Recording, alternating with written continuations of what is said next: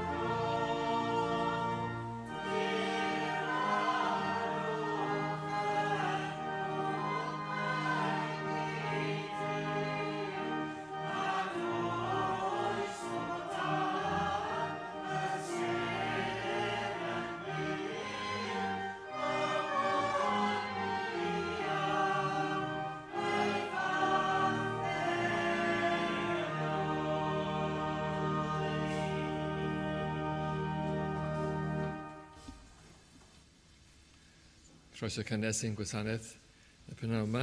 Mae yna luniaeth ysgafn yn y neuadd gyferbyn.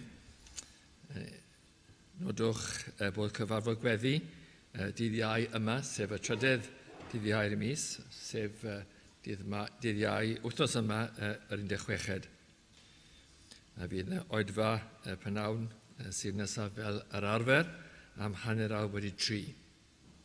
Fe gymerwn ni y casgliad yn nawr tra'n eistedd ac yn canu emyn rhif 502. 502 yn y dwys ddistawrwydd. Emyn 502.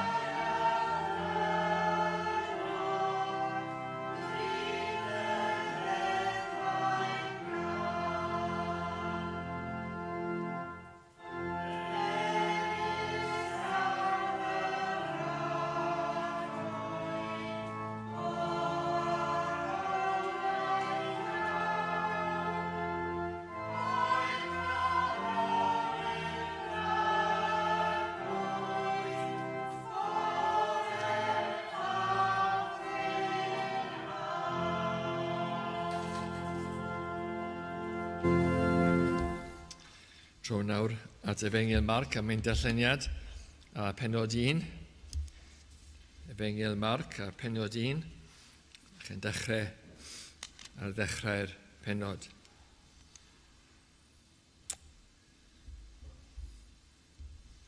Dechrau Efengyl Iesu Grist fab Duw.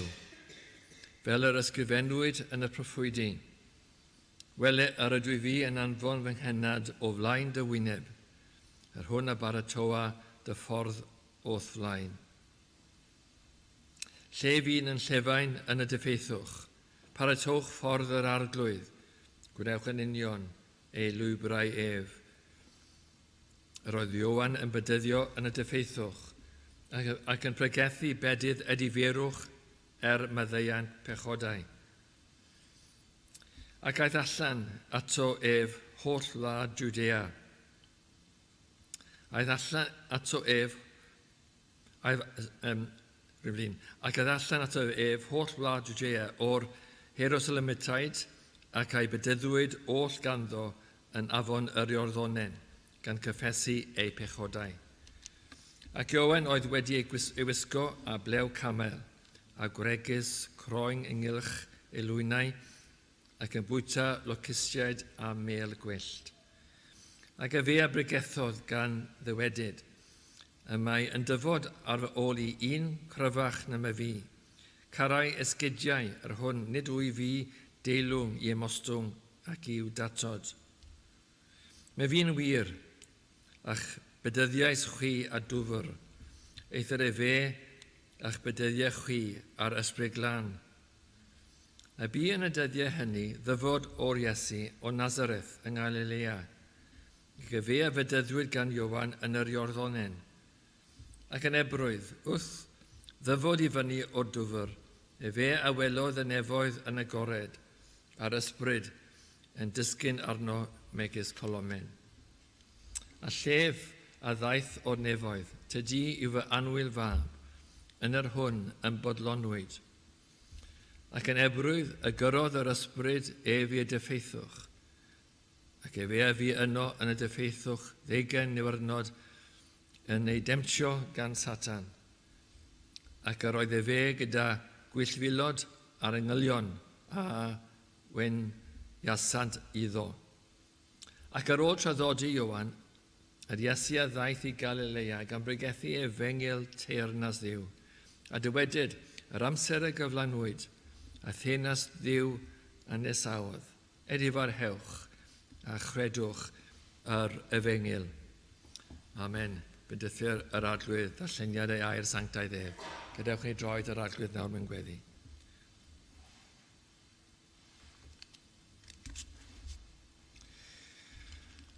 Oll y lleog ac yn harglwydd, ni'n diolch eto am y cyfle i ddod gyda fron. Diolch o Dduw, bod yna le i bechaduriaid, bod yna Efengyl i gael yn paratoi y ffordd i ni ddod at y Duw byw. Felly o Dduw, dyn ni'n dod yn enw Iesu Grist a yn unig yn ei enw. Dyn ni'n dod mewn ffydd a ffydd yn unig yn Nghrist yn unig.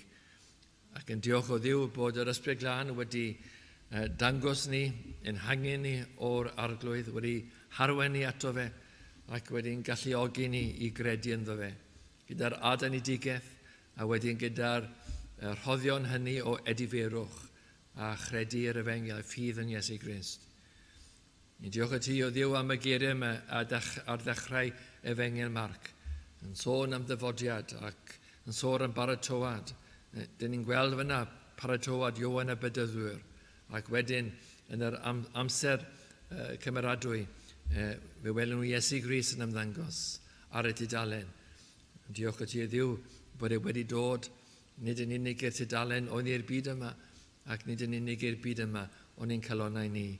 A trwy ras Dduw, yr ydyn ni yma y pnawn yma. Ac yn diolch o ti o Dduw bod groeso i gael i ni. Diolch o ti o arglwydd wyt ti'n dad i ni. Bod ni'n dod nid mewn cyflwr ofnus bod parchus ofn i gael, ond dyn ni'n dod o Dduw trwy ras ac dyn ni'n dod fel plant Dduw ac yn diolch o ti o arglwydd am y gras hynny. Diolch i ti Dduw am sawl gras, a'r gras a'r Rhath, bod ti'n bendithio ni yn fwy na dysgwyl. Dyn ni wedi derbyn gras o iechydwriaeth, ond dyn ni'n derbyn hefyd llawer o'r asesau eraill. O arglwydd clyw nawr ein haddoliad ni, yn clyw ein diolch ni o Dduw. Diolch i ti am bob peth bach wyt ti wedi darpanu droso ni. Diolch am y ffaith bod aelodau o'r eglwys a falle bod yna aelodau yn teulu ni wedi dod i'r bywyd. Diolch o Dduw am y gymuned yma. Ac dyn ni o arglwydd nawr yn gofyn i ti bendithio ni fel unigolion, ond hefyd o Dduw fel teuluoedd a hefyd o arglwydd fel corff yr eglwys yn arbennig. Ac dyn ni yn perthyn iddo ti. Dyn ni o Dduw wedi'n huno i y corff yma, le mae Crist yn ben a ni yw y corff. Diolch o Dduw am y holl luniau sydd yn yr ysgysir sy'n sôn am yr uno yma rhwng ni a Iesu Grist. Wrth i ni feddwl am pa mor fawr ac pa mor uchel yw ein harglwydd Iesu Grist, mae'n rhyfeddod yn wir bod ni wedi cael ein huno iddo fe. O Dduw felly, mewn parches ofn a mewn diolchgarwch, a rydyn ni'n dod y prynhawn ato ti, mewn addoliad, ysbryd addoliad. Ac o Dduw yn gofyn yn nawr i ti, i'n gofio ni, i'n bendithio ein hoedfa ni. Dyn ni'n gweddio hefyd am pobl Duw dros y wlad a dros y byd hefyd, yn mannau pell y byd yma. Dyn ni'n gwybod bod yna frodyr a chwiorydd yn y mannau pell, pobl sydd wedi credu yn yr un gwaredwr, a sydd yn agos i ni, bod ni byth wedi cyfarfod â nhw, a byth wedi gweld nhw. Ac eto mae yna agosrwydd mawr rhwng ni, ac bod ni ddim yn yr un gwlad yn yr un eglwys. Eto, dyn ni'n byw yn yr un amser, a byddwn ni mewn ychydig bach yn cyfarfod yn y cartref mawr. Diolch o Dduw felly am y trigarydd yma tuag at bobl dros y byd, yn ein tywys ni ac yn ein harwen ni i ddiogelwch. A dyn ni'n gofyn am waith pellach yn ein plith ni. Fydd yr ysbryd glân yn dod ac yn agosau ac yn agor llyged rhyw galon ac yn dangos y ffordd at Iesu Grist. A fydd yna rhagor yn ymuno gyda ni ar y daith yma i'r nefoedd ac i fod gyda Duw. Dyn ni yn gwyddio am y pobl dyn ni'n adnabod ac yn gwyddio dros nhw o Dduw, aelodau'n teulu ni sydd ar gyfeilion, pobl yn ein stryd ni a pobl yn ein lle gwaith efallai, le bynnag dyn ni'n cyfarfod â phobl. Dyn ni'n cyfarfod â phobl sydd yn bell, a dim diddordeb yn niw, ac os oes na ryw ddiddordeb, mae yna ddallineb ofnadwy dros eu llyged nhw. Ond o Dduw, ti yn gallu gwneud gweithiau rhyfeddol iawn. A dyn ni yn gofyn o Dduw, ti weithio yng nghalonnau dynion. Ti weithio yn ein plith ni i ddechrau. Y rhai sydd yn ein plith ni, sydd ddim yn y bywyd o Dduw, sydd angen gwaredwr. Mae'n modrus i feddwl bod yna waredwr i gael a bod yna bobl sydd angen gwaredwr hebed nabod ef.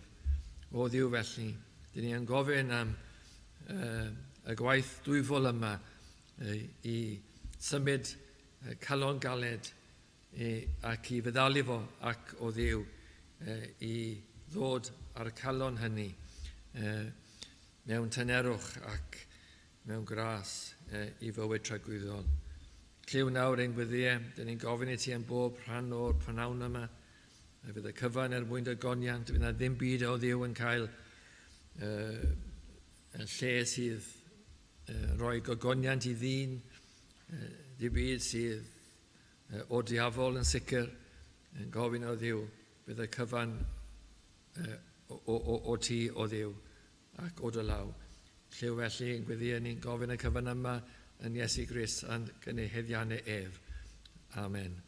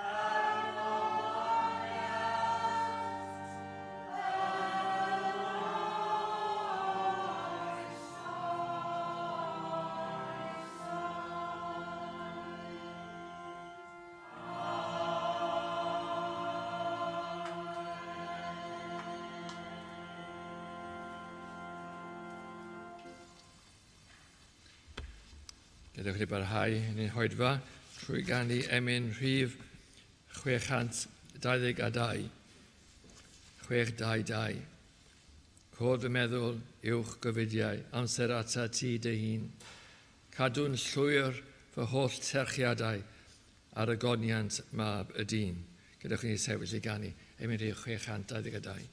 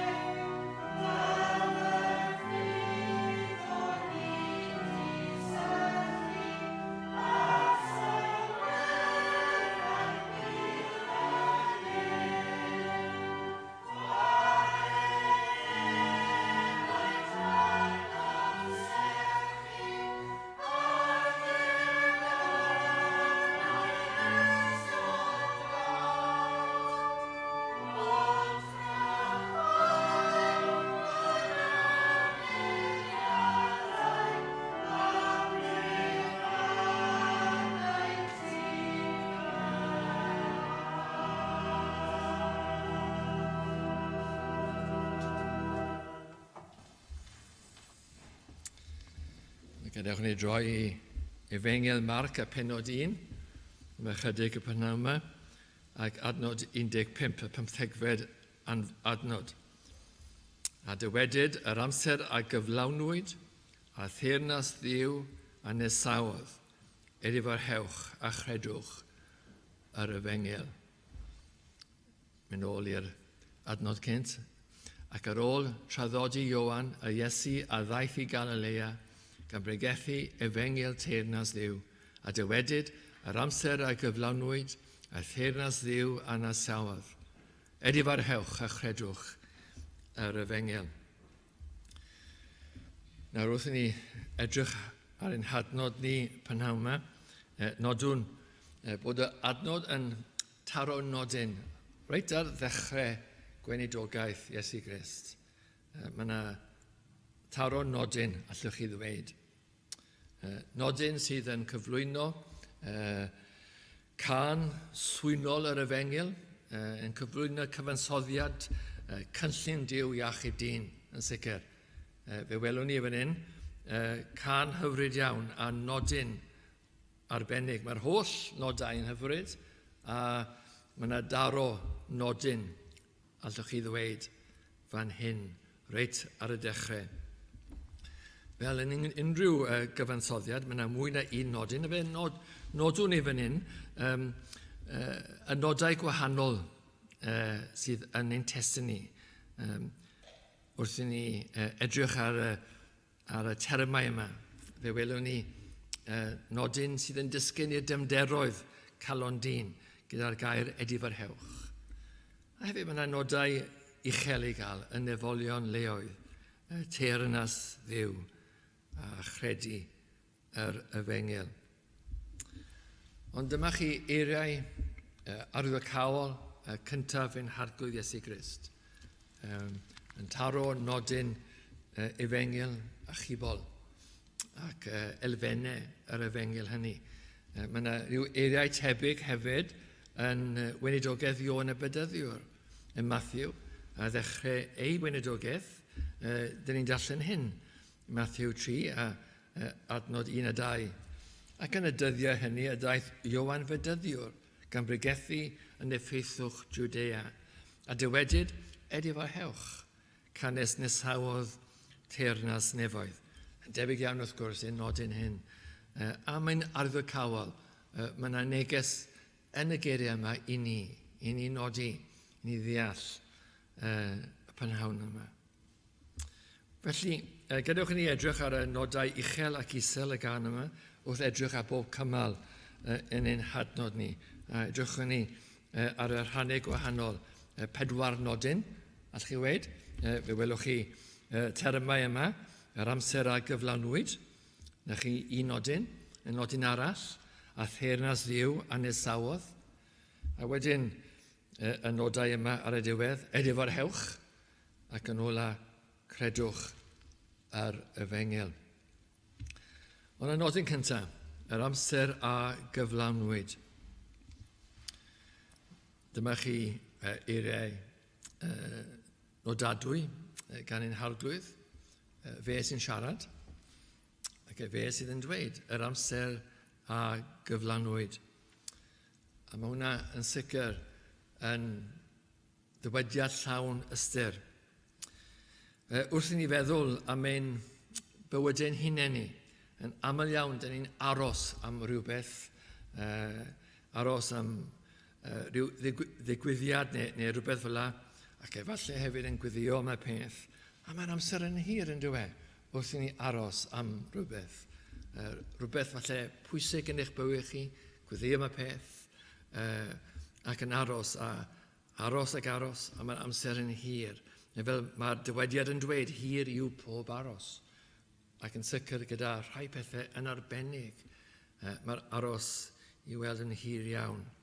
Ond wrth gwrs, mewn amser, mae'r amser yn dod, beth bynnag yw e. Ond oes dim byd i gymharu a aros am dyfodiad Iesu Grist a teyrnas Duw, fel sy'n sôn fan hyn. Dyma chi aros arbennig. Y byd yn aros, allwch chi weid. Yr Iddewon yn aros. A'r hefyd, y cenhedloedd yn aros hefyd. Ac wrth ni edrych ar y Hen Testament, allwn ni ddweud, hir yw pob aros fyna hefyd. Wrth ni weld yr oesau yn hybio a dim Meseia yn ymddangos. Wedi addewid Eden i ddechrau. A wedyn cyfnod y tadau, Abraham a Isaac a Jacob. A hefyd wrth gwrs cyfnod yr Aifft, yr oen y Pasg. Mae'r rhain i gyd yn ddigwyddiadau yn yr Hen Testament a eto yn pwyntio ac yn dod yn sylw ni i'r gwaredwr, i'r Meseia, ond dim Meseia yn ymddangos. Wedyn cyfnod yn yr anialwch, cyfnod y barnwyr a'r brenhinoedd, cyfnod y proffwydi a'r proffwydo ac yn y blaen. A hefyd y cyfnod rhwng yr Hen Testament a'r Testament Newydd, tua 400 o flynyddoedd. Ond wedyn mewn amser, mae'r amser yn cael ei cyflawni. A hwn oedd yr achlysur, oedd y amser wedi cyrraedd. A mae Iesu yn datgan, mae Iesu yn cyhoeddi, mae'r amser wedi cyrraedd, mae'r amser wedi ei gyflawni, fel mae'n dweud, wedi gyflawni. Popeth wedi wneud, a nawr oedd yr amser. Mae'r term cyflawni yn awgrymu bod rhaid pethau fod cyn yr amser hefyd, yn dywe? Mwyn cyflawni. Ac yn wir, roedd rhaid i sawl peth fod cyn y holl bethau ni sôn amdano, sef a ddewid Eden a'r proffwydo ac yn y blaen, roedd rhaid i holl bethau yma fod yn dewis Duw. Hwn oedd amser Duw, wrth gwrs. A dewis Duw ac amser Duw. A dyma mab Duw hefyd. Iesu Grist, mewn gwirionedd, oedd y cyflawniad. Fe hunain oedd yr un roedd pawb yn aros amdano. A fe sydd yn cyflawni yr holl addewidion a'r holl aros. Mae yna eiriau tebyg yn Galatiaid, penod 4 ac adnod 4. Ond pan ddaeth cyflawnder yr amser, nodwch eto, ond pan ddaeth cyflawnder yr amser, y danfonodd Duw ei fab, wedi wneithio'r o wraig, wedi wneithio'r dan y ddeddf. Mae Duw yn aros am yr amser. Mae'r termau'n arbennig yn dyn nhw, yn sôn am digwyddiadau ac rhyw cynllunio yn y nefoedd yn dyn nhw. A wedyn mae Duw yn dewis yr amser ac wedi penderfynu, mae rhaid hyn a hyn i ddigwydd. A wedyn mae'n amser ac yn anfon ei fab i'r byd. A diolchwn ni y prynhawn yma bod yna amser i gael, bod yna amser, a bod amser eisoes wedi dod a wedi bod. Mae Iesu Grist wedi dod i'r byd yma ac mae nawr ydym ni'n gallu edrych yn ôl at y peth ac yn gweld bod amser wedi gyflawni. Ond hefyd, wrth i ni feddwl am y geiriau yma, does dim drwg i mestyn yr egwyddor o'r amseri yma, bod yr amser falle wedi gyflawni i ryw enaid yma heddiw i gredu yn Iesu Grist. Bod y paratoi wedi dod i ben a nawr mae'n amser. Mae'n wir hefyd yn ein bywydau ni pan ein bod ni'n dod i'r bywyd. Dyn ni'n gofyn weithiau, pam ddim yn gynt? Hwn oedd dewis Duw yn delio gyda ni gyd, dyn ni gyd fel rhyw bydasawd bach neu rhyw fyd ar ben ei hunan a mae Duw yn gadael i'r rhai bethau fod ac wedyn mae'n dewis yr amser. A falle'n wir bod yn amser i ryw enaid yn ein plith ni y prynawn yma i gredu ac i ddod. Falle bod y enaid hynny yn teimlo hir yw pob aros, eisiau credu, eisiau dod, yn deall ar y fengil efallai, neu yn y broses o ddeall ar y fengil. A nawr, mae'r cyfan yn ei le, a mae'n amser i gredu.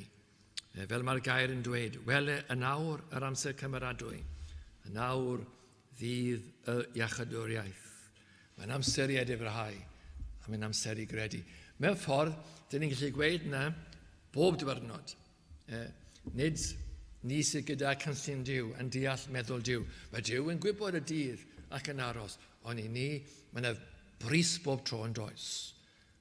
Dyn ni ddim yn gwybod cynllunion Duw, ond i ni, dyn ni'n dweud ac yn gywir i ddweud, hwn yw'r amser i edifrhau a chredu heddiw, yw y dydd, yr amser cymeradwy, y nawr fydd yr iachadwriaeth. Mae'r pethau yma mor bwysig, mae rhaid i ni bwyso ac i frysio. Heddiw, mae'r amser wedi dod i edifyrhau ac i gredu. Ond yn ôl nawr i'r gwaredwr, wrth i ni feddwl ychydig am ein hunan fyna, nôl i'r gwaredwr, beth yn union oedd yr amser yma? A fe welwn ni'r ateb yn y ail nodyn. Hwna oedd y nodyn cynta. Mae'r amser wedi gyflawni. A mae'n nodyn da i ddechrau, yn dal y sylw. Mae'r amser wedi cyrraedd. Mae'r geiriau yna yn drawiadol yn dyn nhw. A nawr ni'n cael yr ail nodyn pwysig yma, a theyrnas Dduw anesawodd. A theyrnas Dduw anesawodd. Mae hwn yn nodyn arbennig hefyd. Ond beth yw ystyr teyrnas Dduw? Mae term yn eang, a falle yn anodd mewn ffordd i ddeall, ond yn y pen draw, mae'n derm syml iawn hefyd. Yn sicr, mae'n cynnwys teyrnasiad Dduw yn y galon. Yn sicr yn cynnwys hynny, bod teyrnas Dduw yn dod i galon y Cristion. Hefyd mae'n cynnwys teyrnasiad Dduw yn yr eglwys, a gwaith yr efengyl, ac bod ffyrdd Dduw yn cael ei gosod yn yr eglwys, a hefyd wrth gwrs yn y pen draw, y holl bydysawd, a bod teyrnas Dduw yn dod, a fydd na nefoedd newydd a dear newydd. A hwnna i gyd yn gynnwys yn y term teyrnas Dduw. Ond fe nodwn ni nawr yn sylw ni at teyrnas Dduw yng nghalonnau dynion. Hwn yw y cyd-destun yma yn arbennig dwi'n awgrymu i chi. Iesu Grist sydd yn sefydlu y cyfan. Teyrnas Dduw yn yr eglwys, teyrnas Dduw yn y bydysawd, teyrnas Dduw yn yr enaid. Ond sylwch nawr calon dyn. A dyma ateb y cwestiwn. Beth oedd yr amser yma? Ie, yn wir, dechreuad pob peth mewn ffordd, ond yn arbennig, gyda'r geiriau edifyrhau a chredu, dyn ni'n meddwl am y dyn unigol. Ac fan hyn mae'n dechrau yn y galon, a calon dyn. Ac felly mae teyrnas Dduw yn cael ei sefydlu yng nghalonnau dynion. Dwchwch eto at Galatiad 4, adnod 4, ond pan ddaeth cyflawnder yr amser, y danfonodd Dduw ei fab, wedi wneithur o wraig.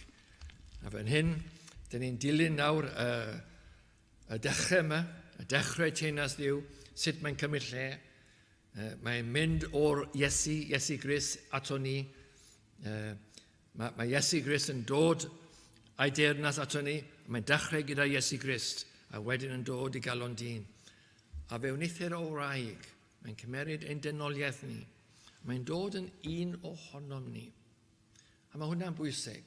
O'r rhaid i fe ddod i'r byd. Fel yn dweud yn Galatiad, y danfonodd Dduw ei fab wedi wneithur o wraig.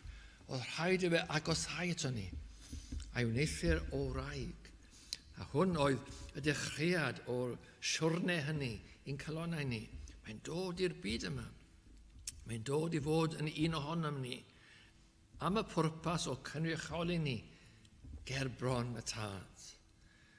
Mae angen goredwr yn ni. Mae angen rhywun i'n cynrychioli ni. A fe oedd hwnnw. Fe oedd y dewisiedig i'n cynrychioli ni.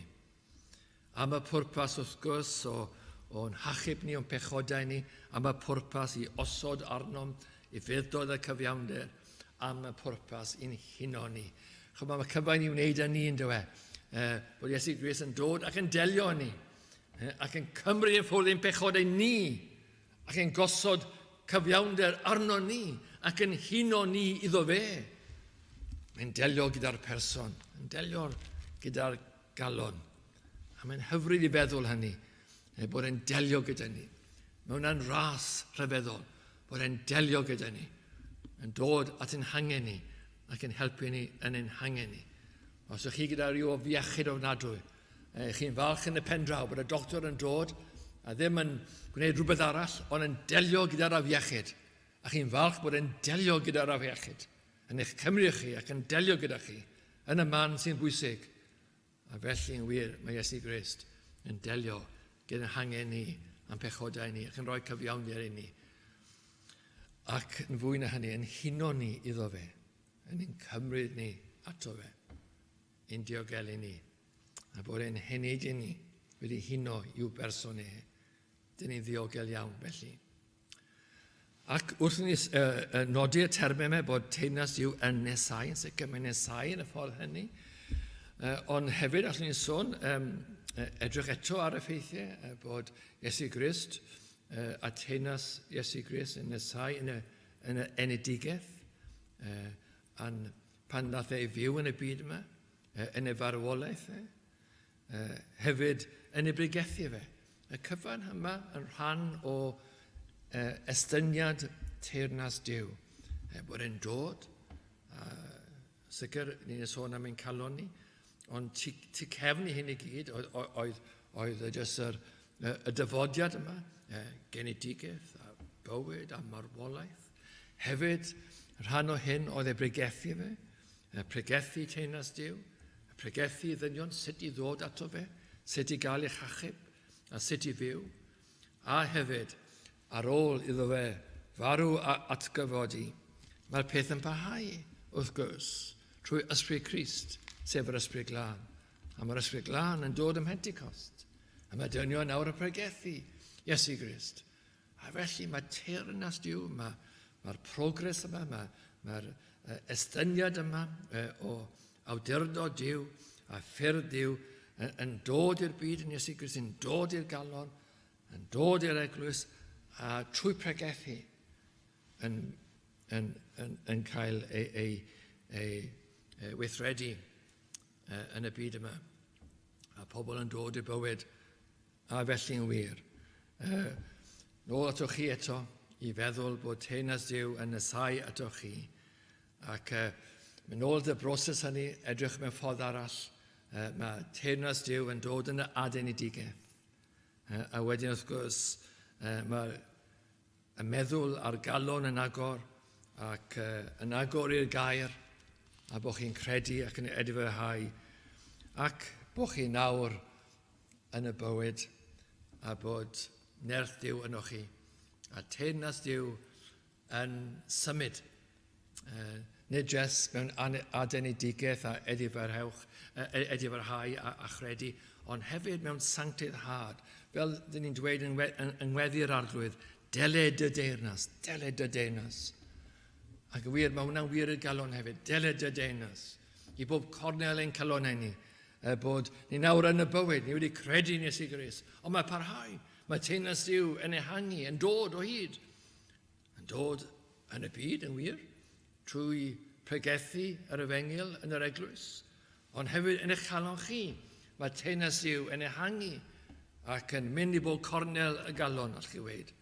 A'r llefydd hynny le doedd dim effaith efengyl, efallai. Nawr mae'r gair yn dod ac yn newi chi. Mae'n hyfryd i feddwl bod y fath nerth yn gweithio yn ein calonau ni.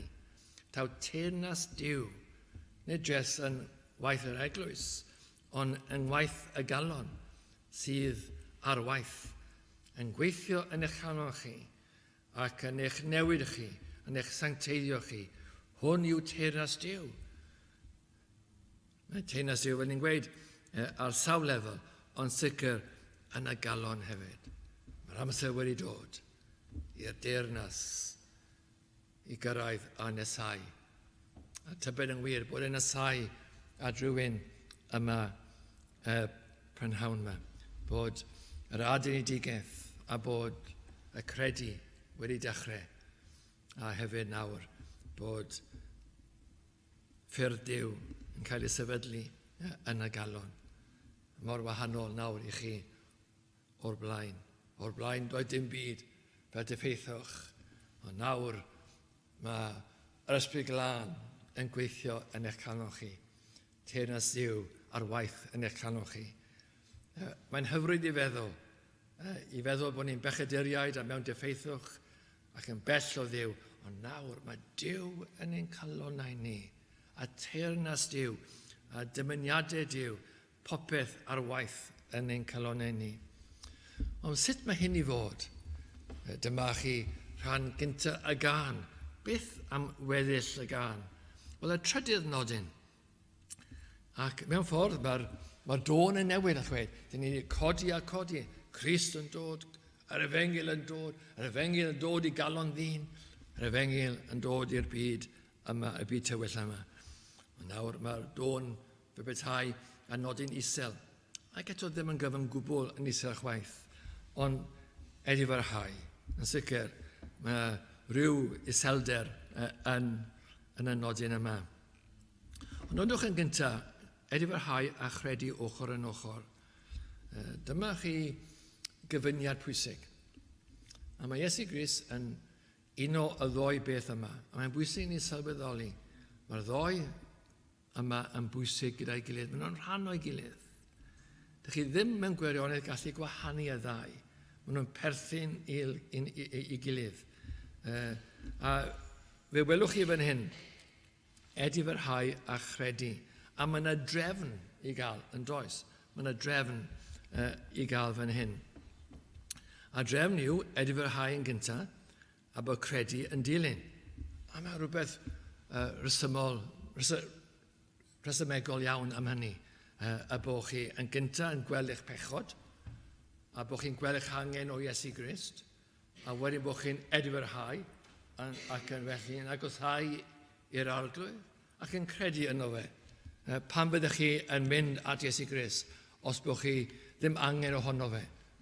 Dych chi'n gweld eich hangen ohono fe, a felly mae ediferwch yn naturiol yn dod cyn ffydd. Ac eto mae llawer yn dweud bod angen ffydd cyn edifarhau. Ac mae'n wir mewn ffordd. Mae rhaid bod chi'n credu yn niw yn rhyw ffordd cyffredinol cyn bod chi edifarhau yn lle cyntaf. Mae rhaid chi'n ymwybodol bod Duw yn sanctaidd, bod chi yn bechadurus. Mae angen rhyw ffydd mewn ffordd cyffredinol yn niw, hyd yn oed cyn ediferwch. Ond o safbwynt ffydd yn Iesu Grist, ffydd a chybol yn Iesu Grist, hwn yw y drefn. Ie, wir mae yna ffydd cyffredinol, ond ediferwch sydd yn danfon ni at y Iesu, ac wedyn credu yn Iesu Grist. Nodwch yn funud bach, ediferwch. Ystyr y gair yw newid meddwl. Newid meddwl am beth? Newid meddwl am eich hunan, wrth gwrs, a am popeth arall hefyd y gwir yw. Ond yn sicr am eich hunan.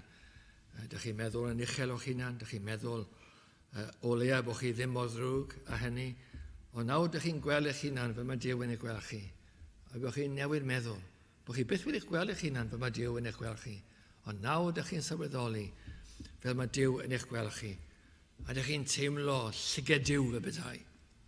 Llygad sanctaeth Duw yn eich edrych ar eich pechor chi. Mae'r goleuni fe bethau yn goleio chenna chi ac yn dangos bydredd.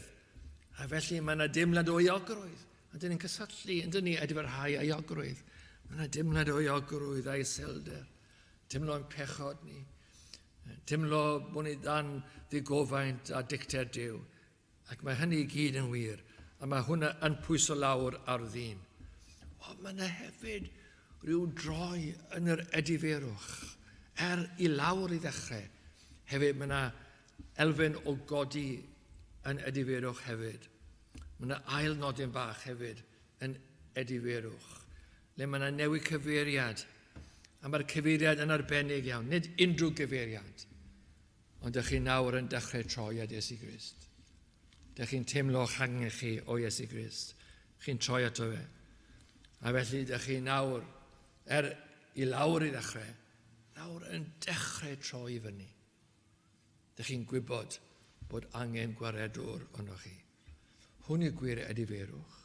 Mae yna rhyw fath o ediferwch sydd just mynd i lawr, ond nid ediferwch yr efengil yw hynny. Mae'r diafol yn gwneud hynny. Mae dyn yn gwneud hynny. Ond mae'r efengil, ediferwch yr efengil yn wahanol iawn. Dyw e ddim yn rhywbeth diflas o gwbl.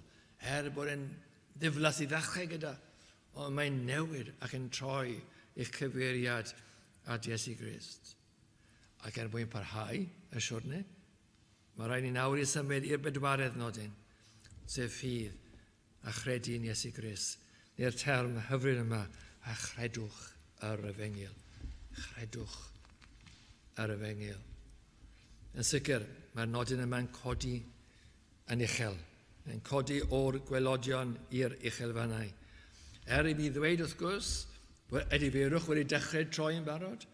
Yn sicr, mae ffydd yn Iesu Grist yn codi i chi. Yn codi i chi'n uchel iawn. Yn codi i chi ad iachadwriaeth a bywyd tragwyddol. Nodwch gwaith ffydd felly, y gwaith pwysig yma. Mewn ffordd, mae ffydd yn gorffen y gwaith a ddechreuwyd mewn edifeirwch. Ond sylwch yn arbennig, gwaith pwysig ffydd. Wrth i edifeirwch ddod yn agos at Iesu Grist. Mae Iesu Grist trwy ffydd yn ein cymeryd ein pechod ohonom ni. Ond nodwch, mwyn iddo fo i gymeryd ein pechod ohonom ni, mae rhaid i ni agosau. A felly mae'r cyfeiriad yma, mae'r momentum yma sydd yn edifarhau a ffydd mor bwysig i'r enaid. Mae iachadwriaeth yn gadarn ac yn solid, a chi weid, ac yma yn y byd. Mae teyrnas Duw wedi dyfod, wedi cyrraedd. Ond mae rhaid i'r efengil i ddod ato ni, mae rhaid i ni i ddod at yr efengil. A felly yn wir, mae'r symudiad yma yn bwysig iawn. Mae edifeirwch fe bethau yn cario ni at y drws, a Iesu Grist yw y drws. Ond mae ffydd yn ein cymeryd ni dros y drothwy, la dwi'n hoffi edrych ar y peth. Bod nhw ynglyn, a ydych chi'n methu gwahanu'r ddoi mewn gwirionedd, ond os chi yn gwahanu, fel falle bydd e'n disgrifio nhw. Edifeirwch yn dod â chi i'r drws. Gwel eich hangen. Ydych chi'n dod at Iesu Grist. Ond mae ffydd yn ei cario chi dros y drothwy. Ac yn parhau cyfeiriad edifeirwch. Mae edifeirwch yn hyfryd. Mae edifeirwch, bod e'n mynd eich chi'n isel, yn mynd eich chi'n agosach at iachadwriaeth, at Iesu Grist. Ond drwchwch nawr a ffydd, a gwaith ffydd yn arbennig. Beth yw'r ffydd yma? A chredu yr efengil. Wel, y ffydd yw edrych at y gwaredwr. Fel mi sôn bod Duw yn edrych ato ni yn y sancteiddrwydd. Rhaid i ni nawr i edrych ato fe. Mae hwnna'n rhywbeth nodadwy. Nid mater o cerwch pen i lawr a mynd i'r capel. Na, edrych at Iesu Grist. A edrych iddo fe. Ac yn y ffydd yma, mae yna symudiadau y galon.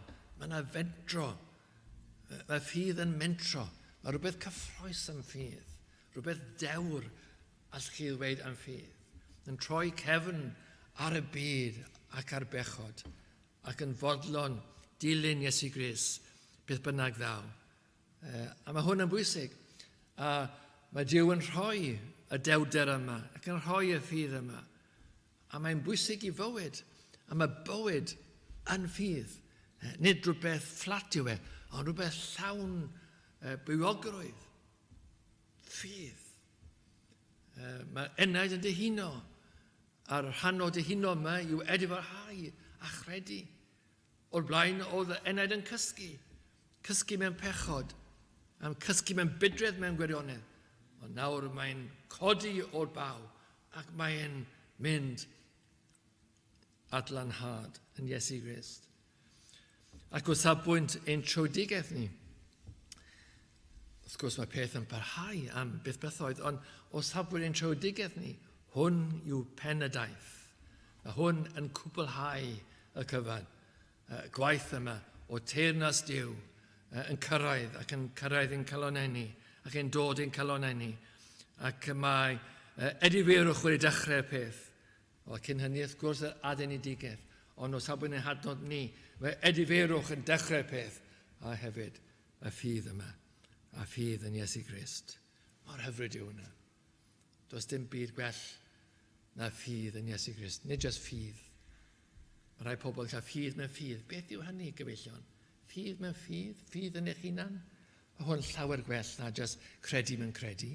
Mae llawer yn yn gwneud hynny dyn nhw. Yn sôn am ffydd, ond ffydd mae ffydd yw e. Na, ffydd yn Iesu Grist. Yn yr un sydd yn hyfryd. Yn yr un sydd wedi marw ar y groes. Yn yr un sydd yn fywyd tragwyddol. Ffydd yn Iesu Grist. Ffydd mewn chybiaeth Iesu Grist. Dyna beth yw'r ffydd yma. A mae'n hyfryd iawn. Ond nodwch y term credwch ar y fengil a mesur y term yma. Mae'n derm hyfryd, credu ar y fengil. Beth yw ystyr y fengil? Mae'n siŵr chi'n gwybod. Taw ystyr y gair y fengil yw newyddion da. A mae yna carol Nadolig dwi'n hoffi yn y Saesneg sydd gyda y gair news. Dyn ni'n canu fe yn ein capel ni, ond wedi bod i ryw noson gorolau'n capel arall, a maen nhw'n canu Good Christian Men Rejoice, with heart and soul and voice. Give ye heed to what we say. News. Jesus Christ is born today. Mi'n dwlu ar yr rhan news. Mae'n hyfryd amdano fe. News. Newyddion. Mae anhyfryd yn dywe. Ond mae'n fwy na hynny, fwy na newyddion. Newyddion da yw e. Newyddion da. Daioni. Gyfeillion gwir daioni. Dyna beth yw e. Beth yw daioni? Mae lot o ddrwg a drygioni yn y byd yma, ond daioni. Daioni yw Duw. Mae Duw yn dda i adnabod Duw ac i adnabod Iesu Grist. A felly'n wir, dyn ni fod i gredu yr efengil mae Iesu Grist yn dweud ni. Dyma chi eiriau a pregethu Iesu Grist. Farhewch, mae'n gweud. A chredwch yr efengil. Credwch bob peth am yr efengil. Credwch yn gyfan. Pob peth amdano fe. Pidwch a credu rhai pethau, ond credwch gyda wir grediniaeth. Credwch felly newyddion ei enedigaeth. News. Credwch am ei enedigaeth. Credwch hefyd newyddion hanesion ei fywyd e. Hanesion arbennig yn dangos how oedd mab Duw. Ond hefyd yn arbennig, credwch y newyddion da taw mab Duw oedd e, a bod e hefyd yn iawn ar galfaria fryn. Fe yw yr iawn, fe sydd yn achub. Fe yw yr ateb i afiechydon dyn. Fe sydd yn glanhau ni ac yn iachau ni. Mae'r holl iaith am Iesu Grist yn ei fywyd e, mae'n iachau, mae'n glanhau, mae'n neud y cyfan yna i gyd. Mae'n iachau. Iesu Grist yw'r iachawdwr. Derm hyfryd yn y Gymraeg. Iachawdwr. Fe yw yn iachawdwr ni. A mae'n dod â iechyd i'n calonau ni. Ond cyn i ni orffen ar adnod, mae jyst i sylwi un peth arall yn y 15fed adnod yma. Mewn ffordd, fi sôn am 4 nodyn, fe allwch chi rannu yr adnod mewn i 2 ran. Rhan cyntaf yw yr amser y gyflawnwyd a theunas Dduw a nesawdd. Yr ail ran yw farhewch a chredwch ar y fengil. A mewn ffordd, mae'r rhan cyntaf yn sôn am waith Iesu Grist. Taw gwaith yw y cyfan. Ond yn sicr, mewn ffordd arbennig, mae'n sôn am ddyfodiad Iesu Grist, sefydlu'r deyrnas a yr efengil yn dod i'r byd, cynnig yr efengil. Mae hwnna i gyd yn y termau. Amser wedi dod, teyrnas Dduw yn cyrraedd, Iesu Grist yn dod i'r byd. Sefydlu efengil ac yn cynnig efengil i ddynion.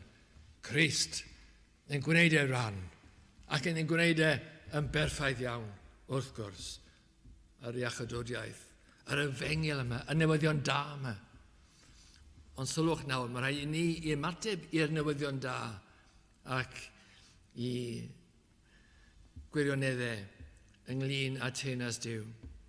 A hwn yw'r ail rhanner. A mae Crist yn dweud wrthon ni nawr, farhewch a chredwch yr efengil. Mae yna nerth yn y gerau, farhewch a chredwch yn yr efengil. Dwi wedi dod, a dwi wedi gwneud fy rhan. Fi yw'r iachawdwr, edrychwch yno fi, credwch yno fi.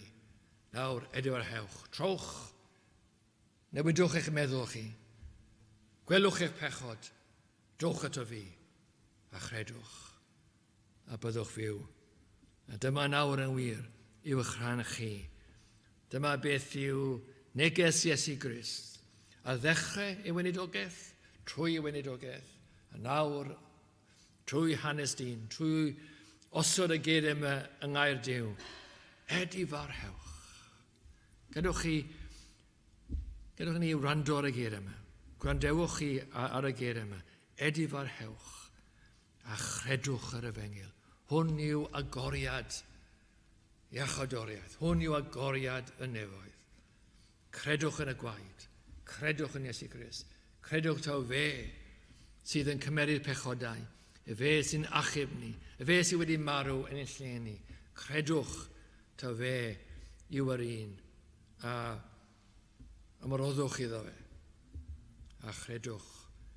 Yn eich cyfeiriad chi, bod chi nawr yn newid cyfeiriad. Ac trwy ydiferwch a trwy credu yn Iesu Grist, a bod chi nawr yn ymuno gyda fe. Gyfellion hwn yw'r efengil. Dyma chi eiriau pwysig iawn, syml iawn. Cofiwch y ger yma. Cofiwch nhw. Edifarhewch a chredwch yr efengil. Gadewch yn ei droi at y arglwydd mewn gweddi. O Dduw, dyn ni'n diolch i ti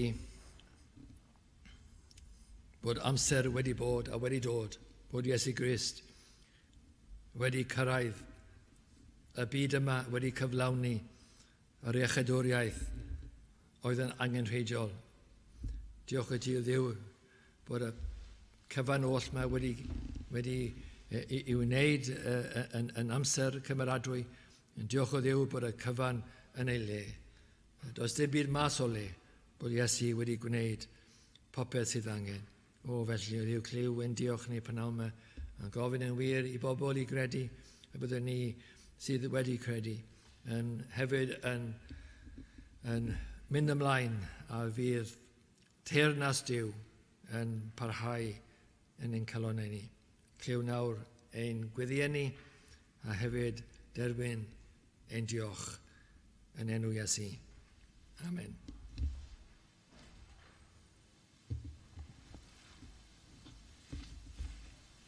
Wel, gadewch chi ganu ein hemyn ola ni, sef 521, o ysbryd pyr nefolaidd cyn elwyr lawr i'r bedd, trwy ryw athrawiaeth hyfryd gad i mi brofi o'th hedd. Gadewch chi sefyll i ganu emyn 521.